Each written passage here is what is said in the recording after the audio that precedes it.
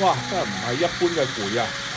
咁啊，為咗嚟呢個全歐洲最北嘅呢一點Lockheed，咁我哋由紐約飛 Oslo 飛 Tromsø，咁咧喺 Tromsø 咧就坐呢架小型飛機嚟啦。咁呢架小型飛機咧就真係正式嘅空中巴士啦。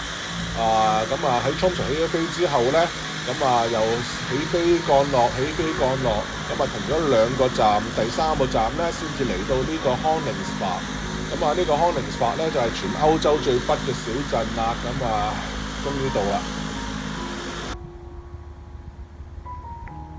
大家有冇試過對住一個海講，但係又如此寧靜嘅呢？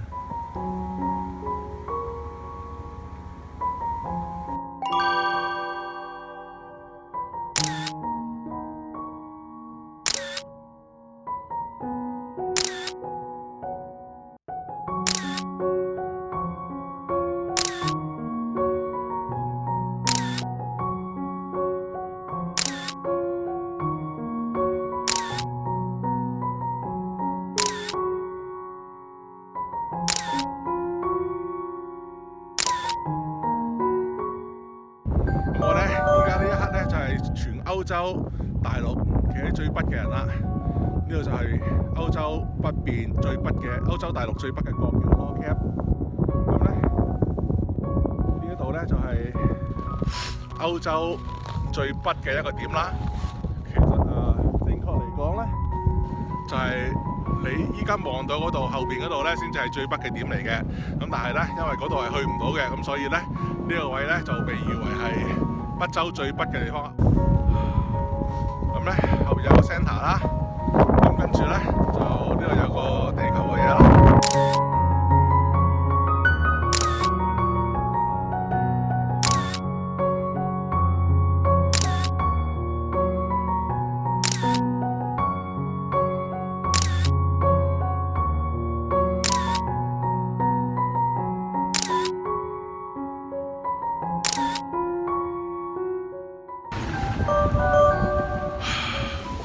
而家係11月23號下晝3點鐘，冇錯，我冇講錯，而家係下晝3點鐘，個天黑晒，啲人就已經翻晒屋企，放晒工，喺呢個小鎮最大嘅大街上面喺度 hea 緊。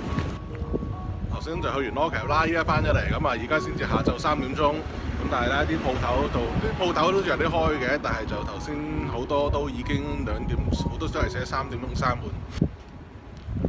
就嚟咗呢個叫 Koningsberg 嘅小鎮。嚟呢個小鎮係挪威最北嘅小鎮，咁都係歐洲最北嘅小鎮。係啦，而家今日仲有，如果我9點鐘瞓覺嘅話，都仲有6個鐘頭。咁諗下呢6個鐘頭有咩好搞啦？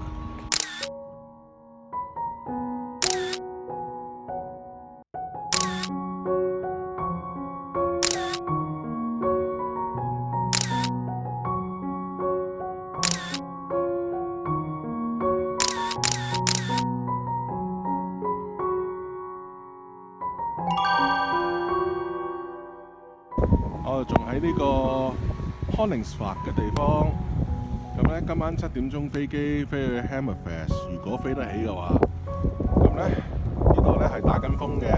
其實相比起我哋紐約打風或者 hurricane 或者即係冬天打風咁，其實又唔係話真係好勁嘅，但係都幾大風，同埋就雪其實唔係真係好大咯。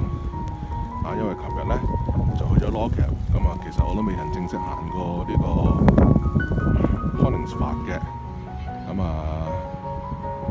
反正今日有幾個鐘頭冇嘢做，咁就喺呢個風雪之下行去 Koningsberg 嘅市中心度睇下啦。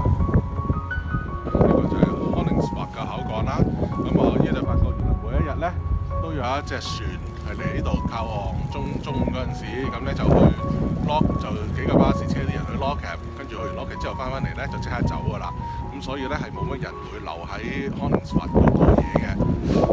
咁呢場風雪咁其實講大唔大，講細唔細，其實呢場雪又唔係真係好大。比起我哋紐約嗰啲落大雪，其實都唔係真係太大嘅。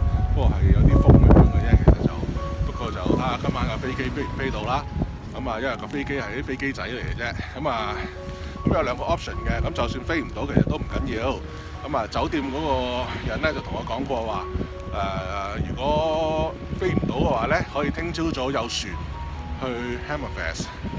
咁啊，今朝早另一個職員咧又同我講話，如果飛機係飛唔到嘅話咧，航空公司都或者會有安排，或者航空公司會有巴士車我哋去呢個Hammerfest 都未定嘅。咁啊，今晚先算啦。因為我有幾日係 Hammerfest，然之後預咗幾日 Hammerfest，咁所以就算我今日去唔到，都冇乜所謂，因為都唔會點樣影響個行程。我覺得有啲貨不對版咯，睇相可能應該係咁樣嘅，咁但係呢個貨不對版嘅現實就係咁樣嘅，係超大風雪，嗰張相係完全兩回事嚟嘅。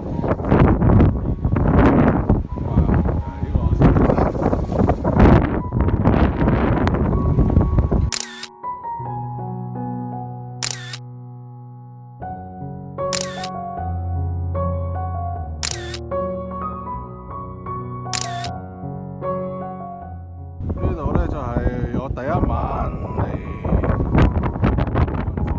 嗰個小海港啦。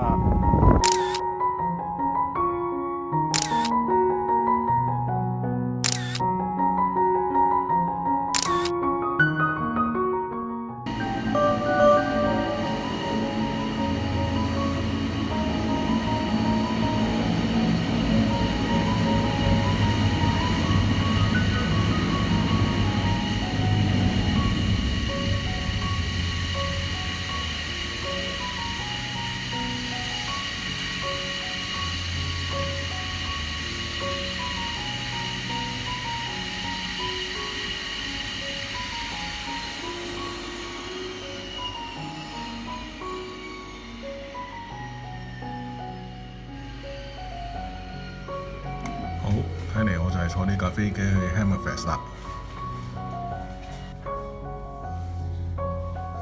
咁非常之過癮嘅。咁咧呢度嗰啲職員咧就成個機場我諗得2-3個人喺度做嘢嘅啫。咁咧頭先即係入嚟啦，咁啊 check in 嗰個又係呢幾個，check 行李嗰個又係呢幾個，跟住一聽到飛機聲咧，乒乓啲人係咁衝晒出去咁樣嚇，跟住揸住嗰啲燈啊嗰啲咁嘅嘢幫助飛機降落，又係呢幾個咁樣。咁啊成個機場我諗得幾個人做嘢嘅啫。咁啊而家啲風雪咧就已經即係仲有風，但係就雪就細咗好多啦。咁啊，既然架飛機落到嚟嘅，咁應該都起得飛㗎啦。咁啊，應該行程冇乜阻滯啦。